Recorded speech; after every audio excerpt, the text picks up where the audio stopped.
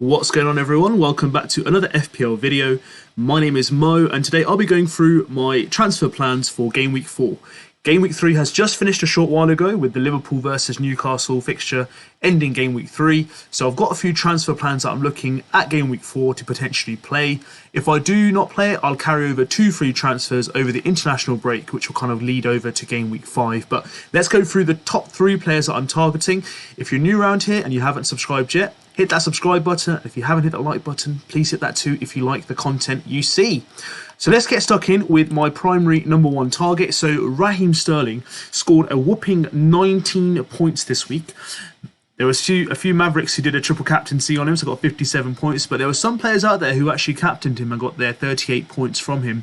Absolutely a brave decision at home versus Luton. 2 goals and assist and 3 bonus points too. Now let's have a look at some of the fixtures that he has in the next 6 game weeks for himself. So Nottingham Forest at home next week could be another fixture you could target to get him in and even captain him.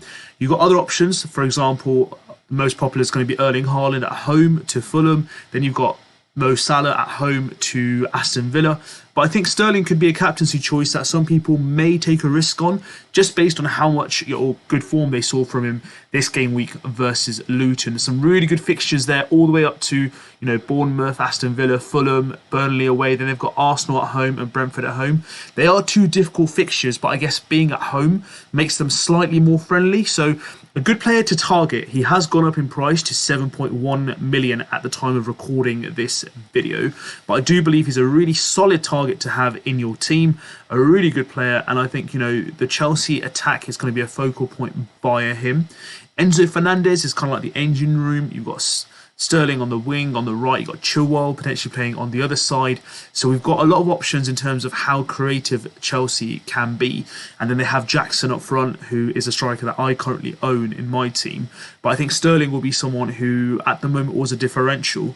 But his ownership is going higher as we speak. And I think this is someone who's going to be owned a lot more, at least all the way up to that Arsenal game in itself. And could this be the season where he kind of regains his kind of like form from the Man City days? We'll just have to wait and see. But the signs are good. The team are playing better, more positive. Pochettino seems to have a plan of what's going along with them. Alternatives from Chelsea. I already have Chelsea. Out of the Chelsea players, I have 3 players already, which is Chilwell, Jackson and Gusto. Gusto, unfortunately, this week I benched, so I lost out on 14 points that he could have got from him. But he's someone I already own. And will I be taking 2 transfers to get Sterling in? Not really, because I'm pretty satisfied with my midfield. But I'm glad I own Gusto instead. But at the moment, I'm not very tempted to make 2 transfers to take a hit to get Sterling in. But it is something that I have thought about, but highly unlikely. But this guy is going to be probably the most transferred in player this week. Going on to my second target, UDOGIE or UDOGIE, that's how you pronounce it from the Sky Sports pundits. He was fantastic again. He got taken off. There's a risk of injury potentially, but he did really well for 71 minutes that he did play. Got an assist, got some bonus points as well. Good game fixtures, barring the Arsenal and Liverpool game in those 2 game weeks. Burnley away, Sheffield United at home, Luton away, Fulham at home, and Crystal Palace away. Quite attacking.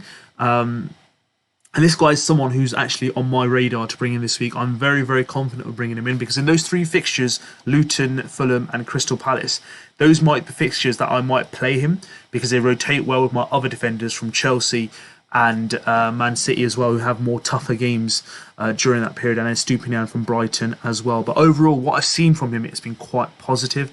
I've been really happy with the way Spurs have played. I can see a direction, I can see a form of play, so I really do think that he's going to be a good player to target. Other alternatives from Spurs that have done really well for me, really impressed by the goalkeeper, but I won't be bringing him in. I'm impressed by Maddison, of course. He's done well. Richarlison hasn't been that great, to be fair. Son played decent. This game week was unlucky for him not to get a return, but he played really, really well. So I'm quite hopeful for Son to get back into good shapes and form. But the fixtures generally for Spurs do look quite friendly. I'm quite happy with the way UDOGIE has played. And this is someone that I'd like to have on my bench, who I could potentially bring him on for, because I already own Gusto, Chilwell, Stupinian, Guardiola and Rico Henry. What rotates really well is obviously him with the fixtures, with the defenders I own.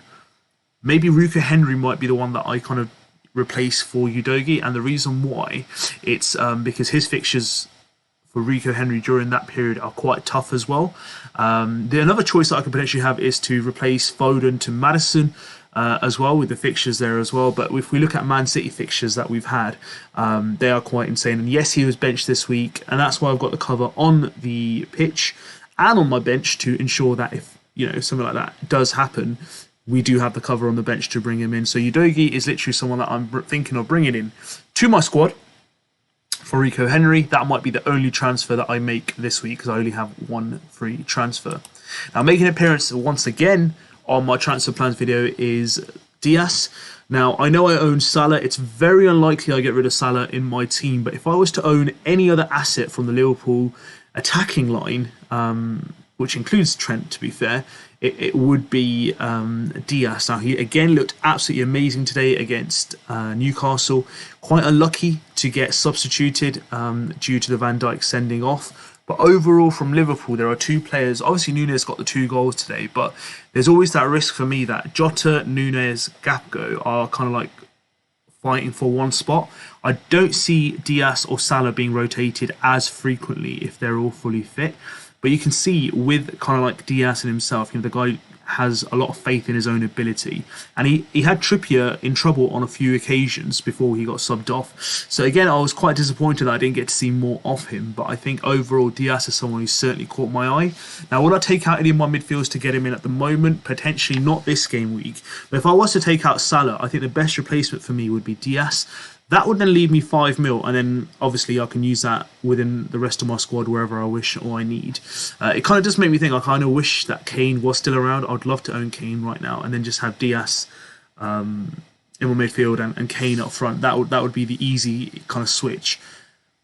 But I generally do believe he's added a lot of value to the Liverpool front line. Liverpool haven't started the season well. I think the victory today against Newcastle away at St James's Park or Sports Direct Arena, I don't know what they call it now, but I think he did really well there. Only half an hour we could see off him, but you can see Liverpool kind of do rely upon their width, and that comes through Diaz and Mo Salah. And then that's the kind of thing I'm looking in for him at the moment. Very unlikely I do bring him in, but he does look like someone who will be highly transferred. Already gone up to 7.6, and I think there might be another price rise for him going into the next game week. And if we look at Liverpool's fixtures, the next game week is a home fixture. Now, I know Aston Villa have been playing really well, and it doesn't look like a brilliant fixture on paper, but he's not a defender, guys. And can he score past the Aston Villa defence? Certainly can do. And there's no Martinez in goal either for them today. Will he be fit for next week? We just don't know. The Wolves away, West Ham at home. Not easiest fixtures on paper, but I think there's something that, he can really do well in those fixtures. Tottenham away is always a goal-scoring occasion for Liverpool versus Tottenham. So Brighton away is going to be a real test. And then 2 nice home games rounding up with Everton and Nottingham Forest. So Diaz for me is someone that, I think I could look into. Could it be for Salah? I'm not entirely sure. It could be at any point. I might think that, I could use those extra 5 mil, which I save from Salah, wisely elsewhere. But for now, I'm going to stick to him. Could it be I bring him in for Foden and double up on Liverpool forwards? That could be something that I look at as well, based on how frequently he gets benched in terms of Foden. But there's also Maddison to consider as well, right? So there's a lot of players in that position. And then we've talked about Raheem Sterling already. But Diaz is someone that I've brought back again into the video because, again, from what I saw this game week, I was just absolutely, amazed by the fact that A, he was taken off, and B, how good he was against Trippier. Trippier is not one of the easiest players in the world to play against, guys, but overall I think he's done really well. And in terms of what we can see for the rest of the season, I think alongside Mo Salah, he's probably going to be one of the highest scoring Liverpool players. That's just a prediction of mine early season, but we'll just have to wait and see of how that comes along. So let's go back to my homepage. So at the time of recording, the bonus points haven't come in. So end of this week, I have finished on 182 points, which puts me at a rank of 690,000. So I've gone down from 418 to 690. Not ideal. My safety score was 51 points, but I'd take that. It wasn't the best of game weeks. I ended up with 14 points off Gusto on the bench. So if Phil Foden didn't play, I would have been 10 points better off, which would have put me around, the top 300k in the world. But again, it's really tight. I'm not really focused on the ranks at the moment in the first 10 game weeks. We're going to need to focus on what team we have set up. At the moment, really happy going into game week 4 with the squad I have. There's a few players that I believe that will fire. For example, I think Jackson's got his first goal. He'll pick up from there. Eze hasn't got a return yet, but I think there's something around the corner for him.